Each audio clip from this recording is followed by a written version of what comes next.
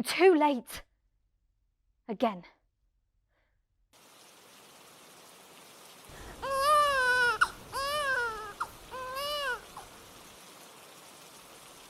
That was me, Sasha. I was born up a tree in a flood, held safe by branches and leaves and a mother who clung on for dear life. I know it's hardly believable, but it's true.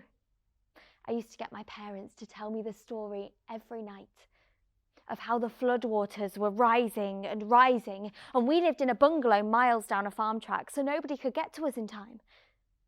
Dad got on the roof to try and get signal to call the fire brigade. And for some reason, my mum, at 8.5 months pregnant, decided to climb a tree to try and use her phone, and then went into labour from the shock of it all. Years later, they cut down that tree. My birth tree. They took the whole forest and the one next to it.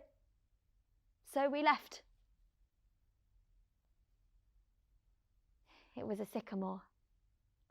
My midwife. Not the most popular of trees, possibly because aphids love it and they leave this tacky residue. I was born in July, and Mum said when she handed me over to the firefighter, I was covered in that tacky residue from the leaves she'd wiped me down with. And they can grow huge, up to 35 meters, and live for up to 400 years. Imagine that. All the explorations and discoveries and wars and pieces they've seen, all soaked up through their broad leaves.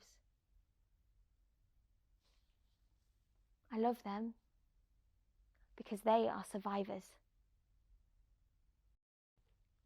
This is Arbo. And Arbo has travelled all over the world with me, reminding me of how I started my life and what I need to do with it. My pet twig. Who needs a guinea pig when you've got a twig? Dad said it was from my birth tree, and I believed him until I studied ecology at university and I found out it was actually from a horse chestnut tree. Dad finally admitted that Arbo was a series of similar looking twigs replaced every time I lost one. Again, better than doing the same trick with a guinea pig. So, Arbo, or a version of Arbo, is always with me, binding me to the branches, the trees, the roots.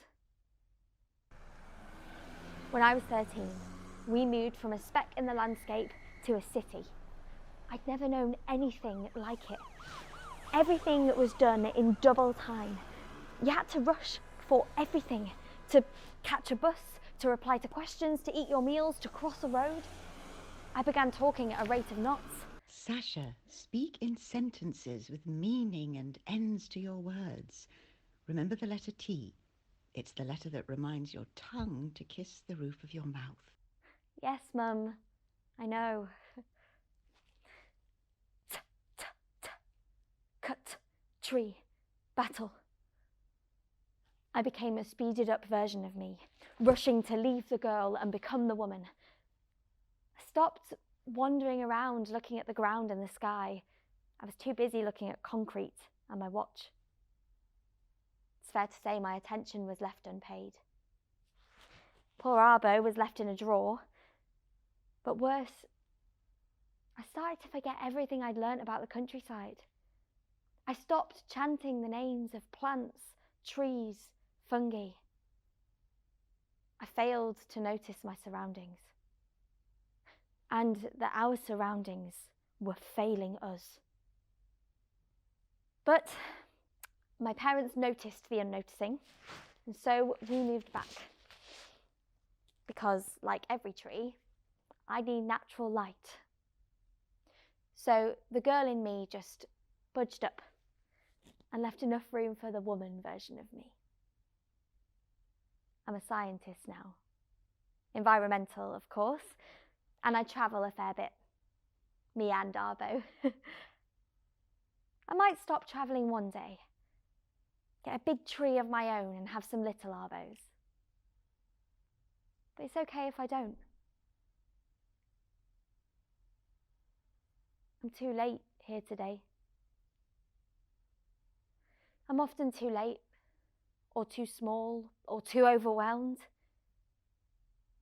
It's hard to stand and shout about trees when everyone's shouting back about places to live. But I am determined, and I am always prepared.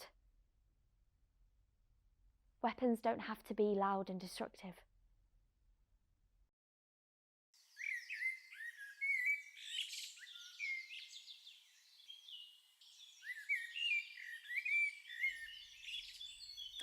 I know this is only one tiny sapling, but sometimes that's all it takes. Plant, tree, victory.